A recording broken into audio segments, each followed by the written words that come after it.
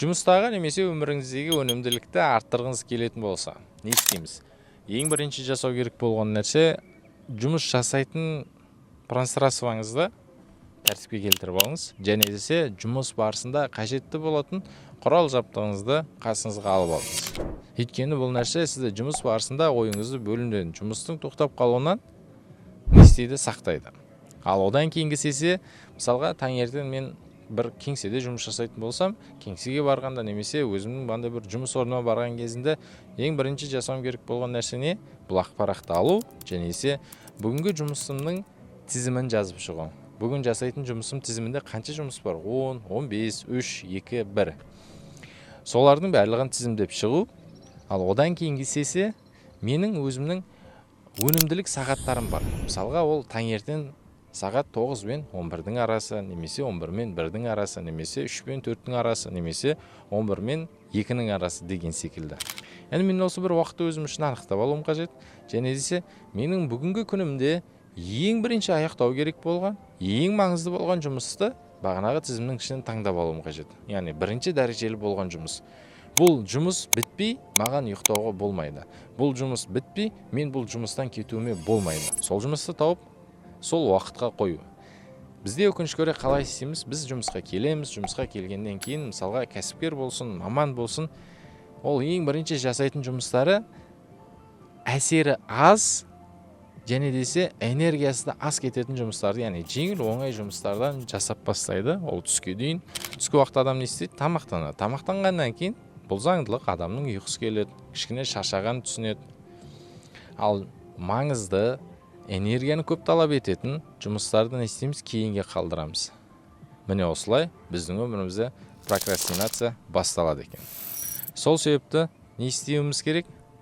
Жұмысқа келдік па, егер біздің өнімділік сағатымыз сол бір жұмыс уақытында болатын болса, ең маңызды жұмысты осы жерде аяқтап тастау. Ал одан кейін енді осы бір процесс, жұмысты орындау процесі қалай болған дұрыс? Жұмысты орындау процесі, мен барынша айтарым, ой бөлінбейтін дәрежеде болу қажет. Және осы жерде өзің үшін андай бір кішкентай бір табло секілді, немесе бандай бір кішкентай бір знак сияқты бір стоп белгісін қойып алыңыз.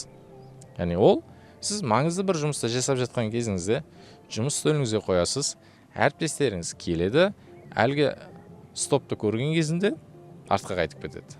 Яғни сіздің бір маңызды жұмыс жасап жатқаныңызды біледі. Сіз ол үшін барлығын ескертіп қойыңыз керек. Менің жұмыс столымда осы нәрсе тұр ма? Мені мазалама. Жұмысың өте маңызды болса, хабарлама жібер, немесе жұмыс столымда ақ парақпен бір қара қалам тұрады, сол жерге жазып кет.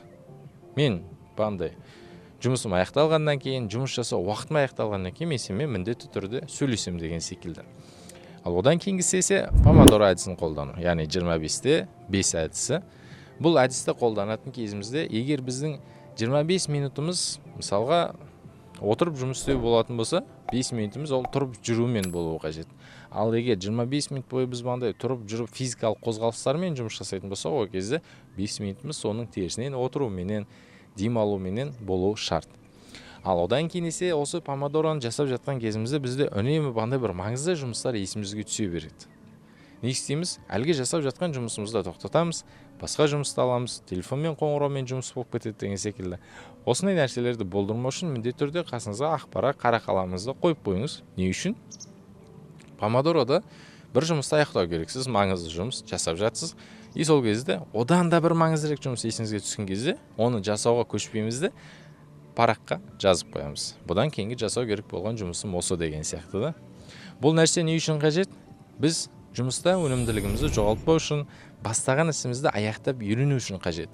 Ал одан кейін осы бір жұмыс уақыттарында, осы бір жұмыс сағаттарында телефонды қолданбау, және әлеуметтік желілерден алыстау болу. Яғни осындай бір техникалық құрылғылар, осындай бір біздің назарымызды алатын әлеуметтік желілер біздің ойымызды бөледі, және бұл нәрсені қолданған кезімізде дофамин бөлінеді. Бұл нәрсе не істейді? Біздің жұмысқа қарсылығымызды, бәлкім жұмыс жасамай жеңіл жайға бұрылуымызға әсер етеді.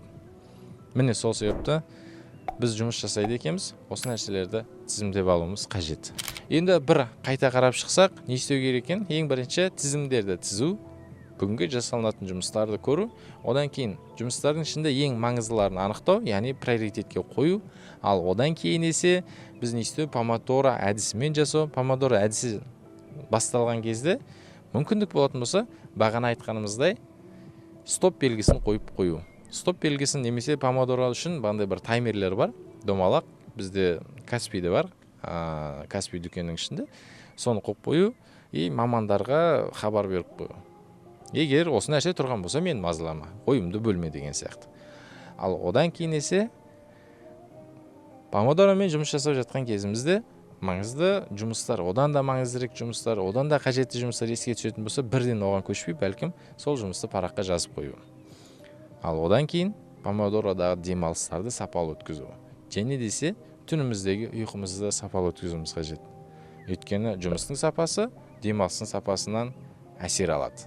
Егер біздің осы видеоларымыз сіздерге пайдалы болып жатқан болса, онда лайк, подписка және есе комментте өз пікіріңізбен бөлісіңіз.